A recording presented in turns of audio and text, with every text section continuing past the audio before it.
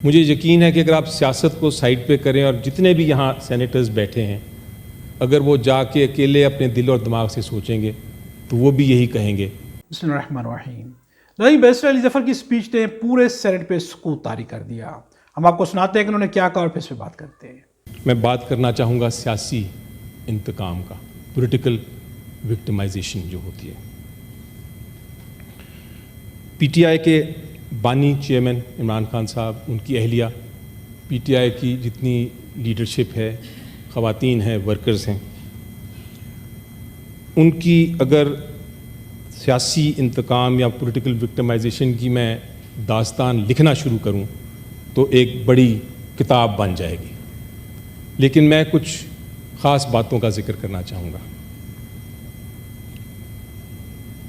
جو 3 کیسز ہیں for example, توشہ خانہ کیس، سائفر کیس اور عدت کیس، ان کی جو سزائیں ہیں ان کا میں اس لیے ذکر کرنا چاہوں گا کیونکہ نا انصافی کی بدترین مثالیں ہیں وہ، جہاں آپ خود سوچیں جناب چیئرمین کہ وکلاء کو پیش نہیں ہونے دیا گیا، جہاں جو شہادتیں آئیں ان کے اوپر جرح نہیں کرنے دی گئی، جہاں عمران خان صاحب اور ان کی اہلیہ اور باقی جو ایکیوز تھے ان کو اپنی شہادت ڈیفنس میں پیش کرنے کی اجازت نہ دی گئی ہو، جیل میں ٹرائل ہو رہا ہو جو پبلک میں نہیں آتا، جہاں سزائیں 15 دن میں ہو جائیں، وہ بدترین اگزامپلز ہیں ناانصافی کے۔ اور ناانصافی ظلم کا ایک طریقہ ہے، ناانصافی اور ظلم ایک ہی چیز ہے۔ مجھے یقین ہے کہ اگر آپ سیاست کو سائڈ پہ کریں اور جتنے بھی یہاں سینیٹرز بیٹھے ہیں اگر وہ جا کے اکیلے اپنے دل اور دماغ سے سوچیں گے تو وہ بھی یہی کہیں گے کہ یہ کیسز ناانصافی پہ مبنی ہیں، یہ پولیٹیکل وکٹمائزیشن ہے، یہ ظلم ہے۔ جناب چیئرمین، اسی طرح یہ ذکر کرنا بالکل ضروری ہے کہ پی ٹی آئی کی جو لیڈرز ہیں، بالخصوص ہمارے پنجاب کے لیڈرز، شاہ محمود قریشی صاحب جس میں آپ کے پرویز الہی صاحب ہیں، ہمارے اپنے سینیٹر اعجاز چودھری ہیں، پنجاب کی جو خواتین ہیں، پنجاب کے جو مختلف ورکرز ہیں، وہ سارے سلاخوں کے پیچھے بند ہیں صرف پولیٹیکل وکٹمائزیشن کے تحت۔ اسی طرح P T I it self جو جماعت ہے اس کو آپ دیکھیں، ریزرو سیٹس ان سے لے لی گئیں، ہم سے لے لی گئیں، اور یہ جواب یہ آتا ہے کہ جی وہ تو عدالت نے فیصلہ کیا، الیکشن کمیشن نے کیا، لیکن فیصلہ قانونی چھوڑ دیجئے، ایک سیکنڈ کے لیے آپ یہ بتائیے کیا یہ جمہوریت کے عمل کے مطابق ہے کہ ایک سب سے بڑی پولیٹیکل پارٹی اس کو کوئی ریزرو سیٹ نہ ملے؟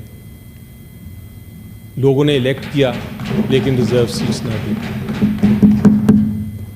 اسی طرح ابھی کچھ دن پہلے 2 دن پہلے ایک نوٹس دے دیا ہے، 3 بار ہم الیکشنز کرا چکے ہیں اپنے انٹرنل، اب ایک الیکشن کمیشن آف پاکستان نے پھر نوٹس دے دیا ہے کہ جو نیا الیکشن آیا ہے جس کو پوری میڈیا نے دیکھا، جس پہ کوئی پولیٹیکل جماعت نے سوال نہیں اٹھایا، اس کو الیکشن کمیشن آف پاکستان نے پھر اٹھا لیا اور نوٹس دے دیا ہے کہ ہم اس کو دیکھیں گے۔ کیا اپوزیشن کے بغیر، الیکشن کمیشن کا تو ایک ہی ایم ہے جناب چیئرمین، وہ یہ ہے کہ پی ٹی آئی اس پورے پولیٹیکل پروسیس سے باہر نکل جائے، وہ پارٹی ہی ختم ہو جائے۔ کیا میرے جو گورنمنٹ کے سینیٹرز ہیں اور جو گورنمنٹ ہے وہ خوش ہوگی اگر اپوزیشن ہی نہ ہو؟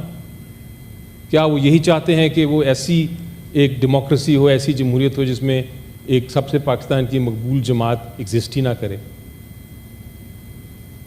تو یہ جو پولیٹیکل وکٹمائزیشن ہے جناب چیئرمین، ہم ساری بڑی اچھی باتیں کر رہے ہیں کہ ہمیں گفتگو اچھی کرنی چاہیے، ہمیں جھگڑا نہیں کرنا چاہیے، ہمیں بہتری لوگوں کی جو ہمارا فریضہ ہے کہ لوگوں کی بہتری کے اوپر کام کریں، ہمیں اس طرف جانا چاہیے، ہمیں رول آف لا کی بات کرنی چاہیے، ہمیں رول آف لا کو مضبوط کرنا چاہیے، جمہوری عمل کو مضبوط کرنا چاہیے، ساری بڑی اچھی باتیں ہیں، لیکن اگر پولیٹیکل وکٹمائزیشن، یہ جو سیاسی انتقام ہے، اگر یہ ہم ختم نہیں کریں گے، اگر سینٹ اپنا آئینی، قانونی اور اخلاقی حق پورا اور ذمہ داری پورا نہیں کرے گی اس معاملے کو ختم کرنے کی، تو مجھے پھر جناب چیئرمین افسوس سے کہنا پڑتا ہے کہ امن نہیں ہوگا۔